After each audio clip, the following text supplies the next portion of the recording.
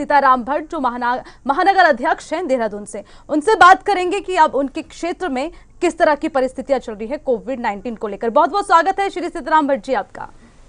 जी नमस्कार जी। चलिए, सबसे पहला सीधा सवाल, आपके क्षेत्र में अभी जमीनी हकीकत क्या है? लॉकडाउन तीसरा शुरू हो चुका है जी, बताएं।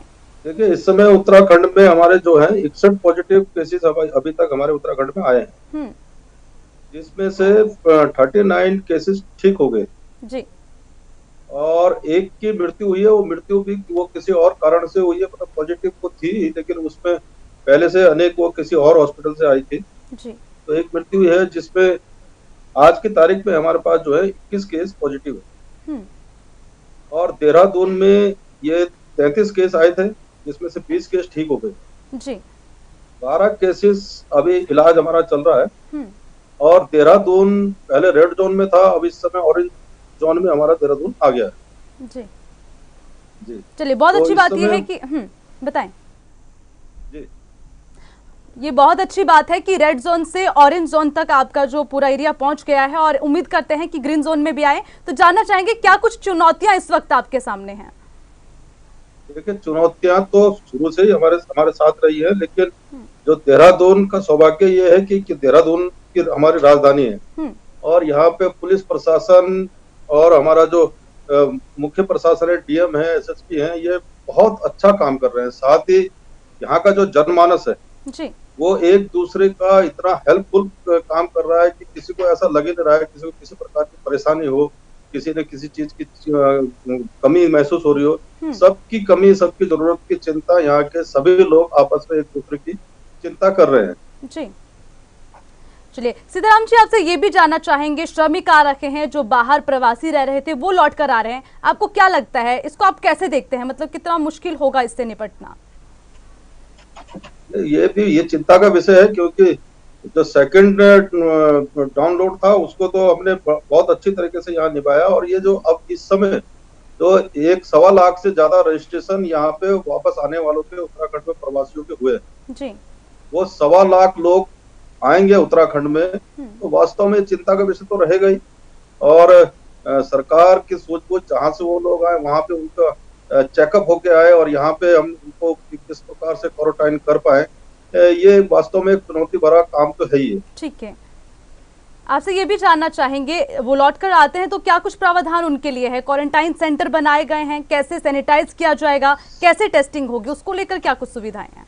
सरकार इस मामले में पूरी तरह से सक्षम है। पूरी तरह तैयारियां सरकार की हमारी करी जा चुकी है। जगह जगह पे क्वारंटाइन सेंटर बनाए गए हैं, जो हमारे बड़े स्पेस है, जो पे स्टेडियम है, स्कूल है, ऐसी जगह पे हमने उन सब लोगों की व्यवस्थाएं की हैं जी। और जगह जगह पे जहाँ पे लोग आएंगे वहाँ पे उन्हें क्वारंटाइन किया जाएगा जी। अगर हम उत्तराखंड की बात कर ले सीताराम जी, बहुत अच्छी बात ये रखी है कि पहले वहां पर केसेस नहीं थे और स्थिति भी नियंत्रण में थी, लेकिन अब बात अगर मजदूर श्रमिकों की करी जाए तो उन तक खाना पहुंचाना और ये सारी सुविधाएं करना बहुत मुश्किल हो जाता है। इससे कैसे आप निपट रहे हैं?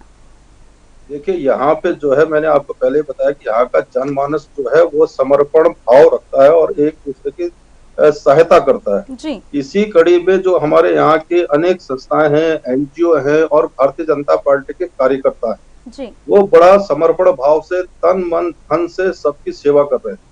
इस समय वर्तमान में भी भारतीय जनता पार्टी की ओर से 65 मोदी किचन, हमने जिनका नाम दिया है 65 मोदी किचन, यहाँ देहरादून में हमारी चल रही है, जिसमें 35 से 40 हजार लोगों को डेली भोजन दिया जा रहा है।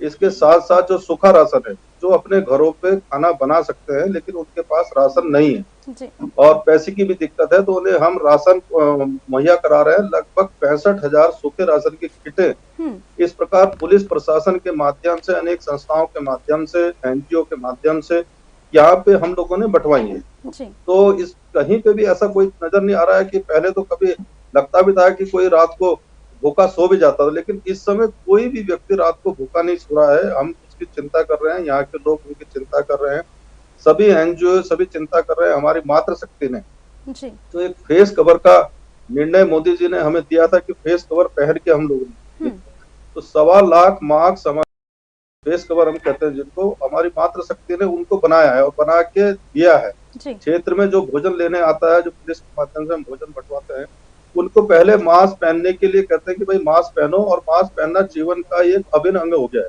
बिना मास्क पहन के हमने बाहर नहीं निकलना। तो 1.25 लाख मास्क हमारी मातृशक्ति ने बना के दिया। इसी प्रकार युवा मोर्चा, वो जो हमारी रक्तदान, हमने कहा कि रक्तदान करने की लिस्टिंग, तो 1100 युवा मोर्चा ने 1100 लोगों का रक्तदान की सूची हमें दी है कि जब भी अगर किसी प्रकार की ऐसी जरूरत पड़े तो हम रक्तदान करने के लिए भी तैयार हैं। ठीक है। जो हमारा आरोग्य सेतु ऐप है वो भी देहरादून में जो है 2 लाख से ऊपर हो गया है, तो सभी लोग उस ऐप का भी इस्तेमाल कर रहे हैं। बिल्कुल ठीक है, बहुत बहुत शुक्रिया सीताराम भट्ट जी आपका हिंदी खबर से बातचीत करने के लिए, तमाम जानकारी के लिए।